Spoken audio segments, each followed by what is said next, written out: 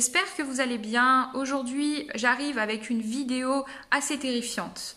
Je vais vous parler d'un meurtrier, d'une soi-disant histoire paranormale et d'une maison dite hantée.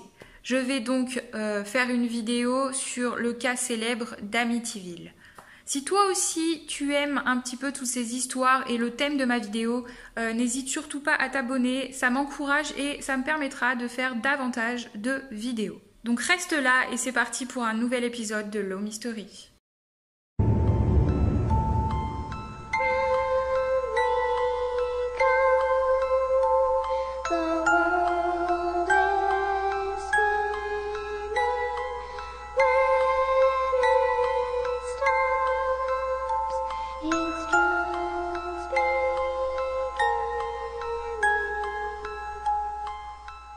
Notre histoire commence en 1965. Ronald et Louise DeFeo achetèrent une petite maison dans la ville côtière d'Amityville, dans le Long Island, aux États-Unis. Cette maison était située plus précisément au 112 Ocean Avenue. C'était une maison parfaite pour une grande famille. En effet, Ronald et Louise avaient 5 enfants. Il y avait Ronald Jr., l'aîné, Dawn, Allison, Mark et John. Lorsque les DeFeo ont acheté cette maison, ils étaient très heureux. Voilà, c'était une famille assez aisée. Donc voilà, ils étaient contents. Ils avaient une grande maison avec 2 étages. C'était une maison qui datait des années 30. Et devant cette maison, il y avait un panneau écrit High Hopes, ce qui veut dire grand espoir. Louise était femme au foyer et Ronald, lui, était directeur d'une concession où il y avait même embauché Ronald Jr. en tant que mécanicien. Notre histoire commencera réellement le 14 novembre 1974. Ronald Jr. entre au Henry's Bar et crie à l'aide aux clients. Il hurle, il est hystérique et il leur dit « Aidez-moi, mes parents viennent d'être tués ». Les clients du bar prirent l'alerte du jeune garçon au sérieux et donc 6 personnes escortèrent le jeune homme jusqu'à son domicile. Et c'est une fois arrivés sur les lieux qu'ils y firent la macabre découverte.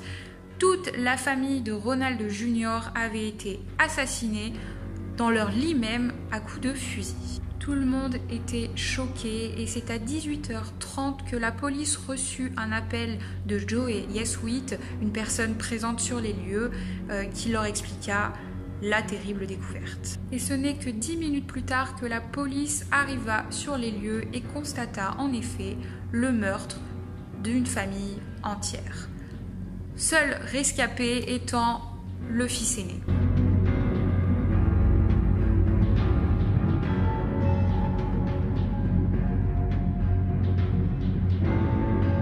Après avoir fait une vérification un peu de la maison, ils ont regardé un peu les corps, les policiers en ont jugé qu'il y aurait eu peut-être même plusieurs tireurs, puisque chaque personne avait été retrouvée dans son lit. On peut bien imaginer qu'une détonation réveille tout le monde. Donc pour eux, il y avait sûrement plusieurs personnes ou quelqu'un qui connaissait les victimes. Tout de suite, Ronald Jr. déclara avoir plusieurs victimes. Il dit aux policiers que, par exemple, il suspectait même un tueur de la mafia. Il parle d'ennemis de l'entreprise familiale. Plusieurs noms seront sortis cette journée-là et cette nuit-là, mais chaque alibi étant vérifié. La police s'est quand même vite tournée vers le seul rescapé de cette histoire, Ronald Jr. DeFeo. C'est après plusieurs heures d'interrogatoire que le jeune homme avouera avoir tué sa famille et il expliquera ceci. Il se serait réveillé la nuit du 13 novembre, environ vers 3h15 du matin. Il se serait levé, il aurait attrapé alors un fusil de calibre 35, il l'aurait chargé et aurait décidé de monter à l'étage. Il aurait d'abord tué son père puis sa mère, puis Allison, sa sœur, ainsi que Mark et John. Dawn, elle, se serait réveillée et Ronald Jr. lui aurait dit d'aller se recoucher et l'aurait abattu par la suite. Il expliquera alors comment et où il a mis les objets qui ont servi au meurtre et en effet, ils sont retrouvés quelque temps après. On a alors fait une analyse un peu plus profonde sur le personnage et on s'est rendu compte que Ronald Jr. était quelqu'un d'assez maussade. C'était une personne qui était très renfermée. On dit de lui qu'il était violent, qu'il avait parfois des crises de nerfs même envers sa famille. C'était un garçon un petit peu dérangé, c'était une personne qui avait eu toujours des notes médiocres à l'école, il aimait pas ça, il faisait petit boulot sur petit boulot. C'est pour ça d'ailleurs que son père a fini par l'embaucher dans l'entreprise familiale pour lui donner un avenir. On dit de Ronald père qu'il était assez violent, il battait parfois son fils, donc on peut imaginer qu'il y avait souvent des altercations entre eux et j'ai même lu qu'apparemment un soir, ça avait dégénéré et Ronald Jr. aurait menacé son père de le tuer. L'analyse du comportement du garçon a donc permis aux enquêteurs d'en conclure qu'en effet, il était bel et bien responsable du meurtre de 6 personnes.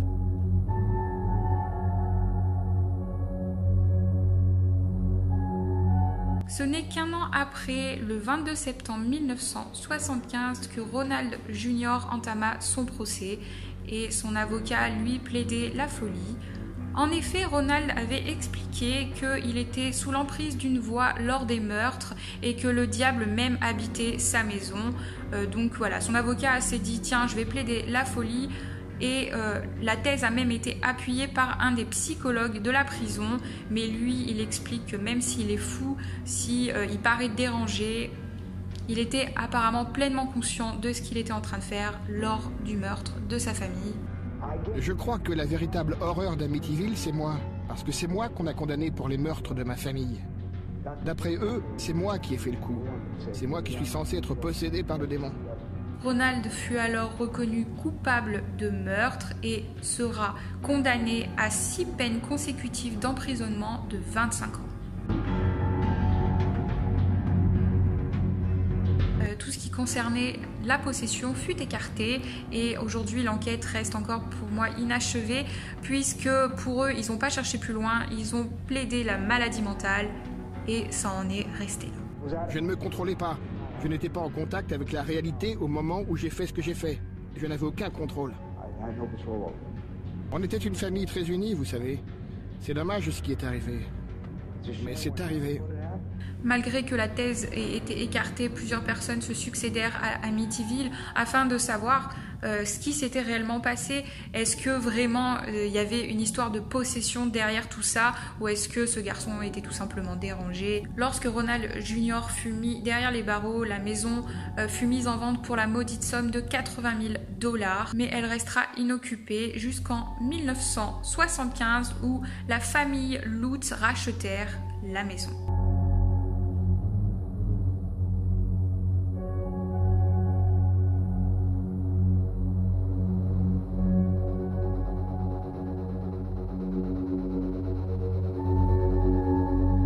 George et Caitlin Lutz recherchaient une grande maison pour leur famille et c'est voilà qu'ils sont tombés sur une grande bâtisse pas chère et ils ne connaissaient pas l'histoire. Bien évidemment, la propriétaire, lors de la vente, leur a quand même expliqué un petit peu la tragédie qui s'y était passée, mais comme eux, ils étaient un petit peu loin de tout ça, ils se sont dit c'est pas grave. Nous avons discuté ensemble, en famille, des événements qui s'étaient déroulés dans la maison et la conclusion, c'est qu'aucun d'entre nous ne se sentait mal à l'aise à cause de ce passé. Mais nous n'avions pas envisagé la possibilité que quelque chose de résiduel soit encore là. Ils étaient très enthousiastes à acheter cette maison. C'était, comme je vous dis, une très jolie demeure avec un immense jardin et les Lutz ayant 3 enfants, c'était si peu cher que c'était pour eux la maison de leur rêve. Comme je vous ai dit, les Lutz avaient 3 enfants. Ils avaient donc Daniel, Christopher et Melissa. Toute la famille a commencé à ressentir des choses étranges comme des odeurs nauséabondes, des mouches, des variations de température. Caitlin, elle, faisait souvent des cauchemars et elle parlait souvent des anciens propriétaires, donc les 2 féos. Et le plus étrange étant George, le père, qui se réveillait lui toutes les nuits à 3h15 du matin, c'est-à-dire l'heure présumée du meurtre de la famille de Féo. D'après l'histoire, et vu que les choses devenaient de plus en plus étranges, ils firent venir souvent des prêtres pour bénir la maison, mais malheureusement, toutes les activités continuaient et ce n'est que 28 jours plus tard seulement que les Lutz fuirent la demeure d'Amityville. Nous n'étions pas la même famille en arrivant et en repartant de là. Nous étions tous terrifiés au moment du départ.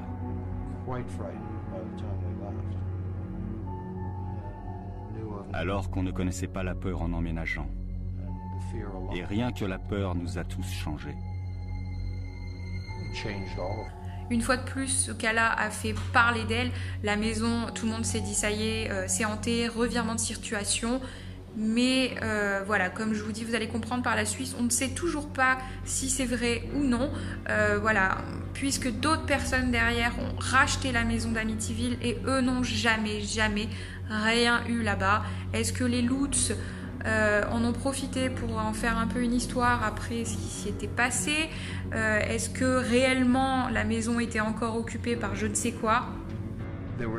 Trop de choses se sont passées pour tout nier et prétendre que tout était normal.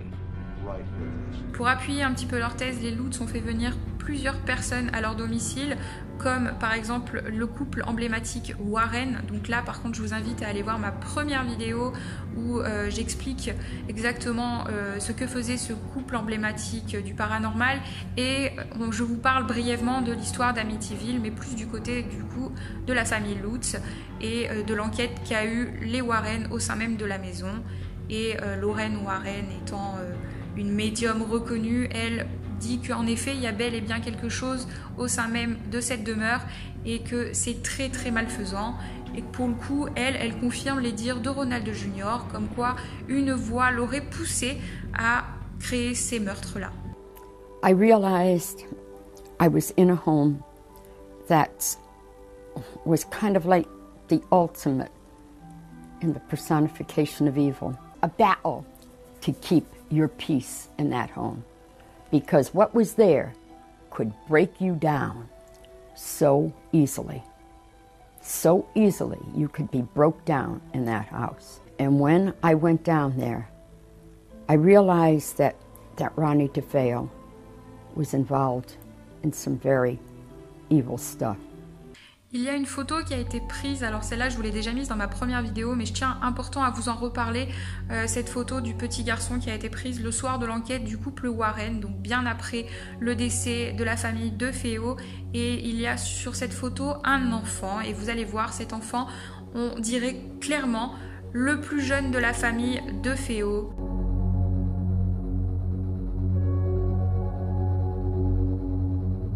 Cette maison est si connue puisque de nombreuses personnes auraient été témoins d'événements paranormaux au sein même donc de la maison d'Amityville. C'est pour ça qu'elle est si reconnue encore aujourd'hui. Plusieurs films, plusieurs bouquins ont appuyé la théorie du paranormal. Maintenant, je vous laisse à vous de vous faire votre propre opinion. J'espère que cette vidéo vous aura